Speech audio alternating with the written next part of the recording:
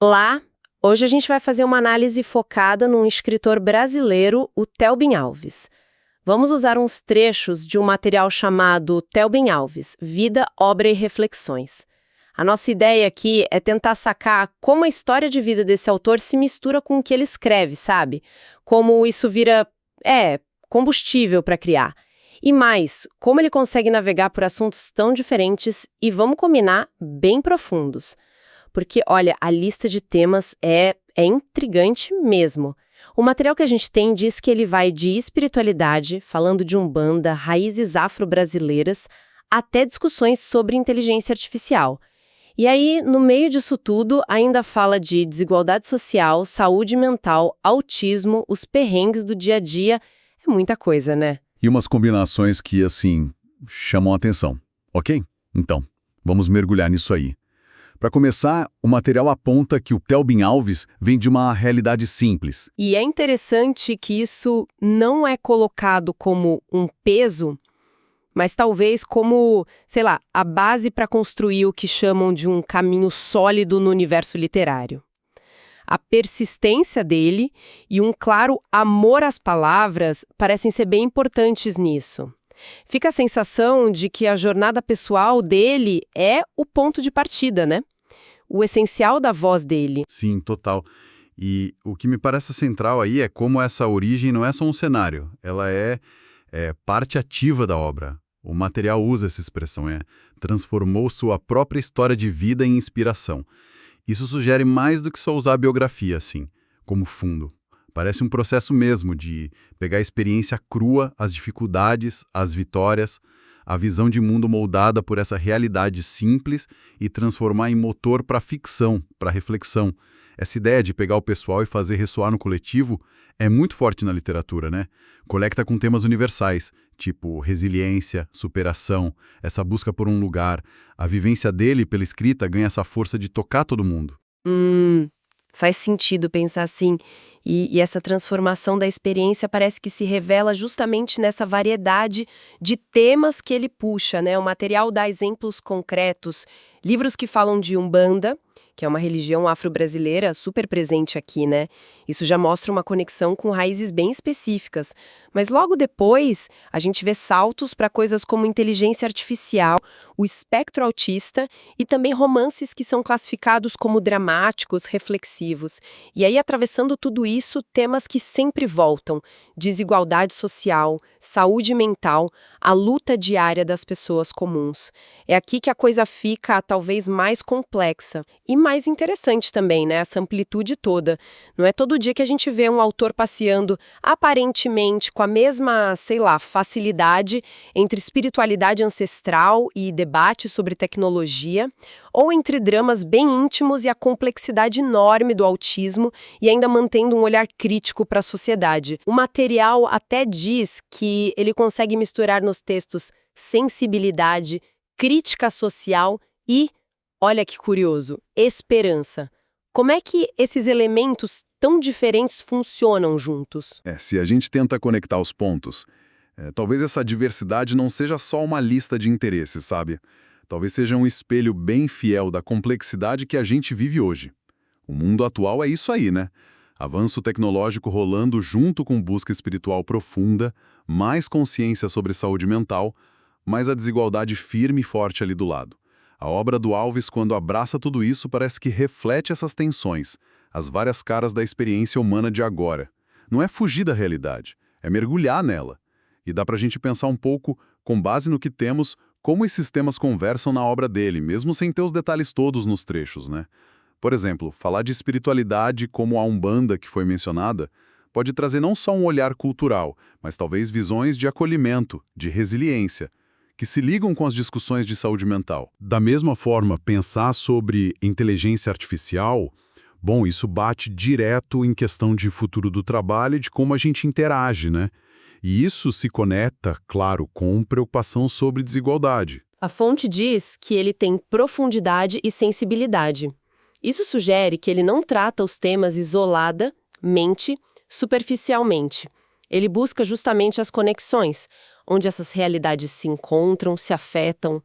Essa coisa de juntar espiritualidade e IA, por exemplo, Pode ser um jeito de explorar como tradição e modernidade convivem, ou batem de frente, ou se adaptam na sociedade hoje. E o jeito como ele comunica isso tudo, o material descreve o estilo de escrita como visceral, humano e direto. São palavras fortes, né? Visceral só como algo que vem de dentro, autêntico, talvez sem muito filtro. Humano reforça a empatia, o foco nas pessoas. E direto, bom, direto é direto. Comunicação clara, sem rodeios. Estabelecendo uma relação de igual para igual com quem lê ou ouve. Tem uma imagem legal no material, que ele não está só contando história, mas construindo pontes entre experiências pessoais e coletivas. Parece quase um convite para uma conversa franca, sem hierarquia. Como será que esse estilo funciona na prática para falar de temas tão delicados? Olha, esse estilo aí tem consequências importantes. Essa abordagem direta e empática que mencionam parece ser chave para um dos objetivos da escrita dele: fazer pensar. Quando a comunicação parece vir de igual para igual, a gente talvez baixe a guarda, né? E aí o convite para pensar junto fica mais fácil de aceitar. A pessoa que lê não se sente recebendo lição, nem sendo julgada. Vira parte de um diálogo. E essa combinação de crítica social e esperança que o material indica é bem interessante. Mostra que, apesar dele expor os problemas, as injustiças, a dor da desigualdade ou da saúde mental, essa é a crítica, ele não deixa quem lê só nesse lugar ruim. A presença da esperança sugere que também tem um olhar para a resistência, para as possibilidades de mudança, ou de achar um sentido, mesmo quando o cenário é difícil. E sobre essa coisa de construir pontes, um estilo visceral e humano pode ser muito bom para isso. Em vez de tratar saúde mental ou desigualdade de forma abstrata, um estilo visceral talvez traga a sensação física, emocional daquilo para perto de quem lê. O humano garante que seja com empatia. O direto faz a mensagem chegar sem se perder. Aí a ponte não é só na cabeça, é no sentimento também.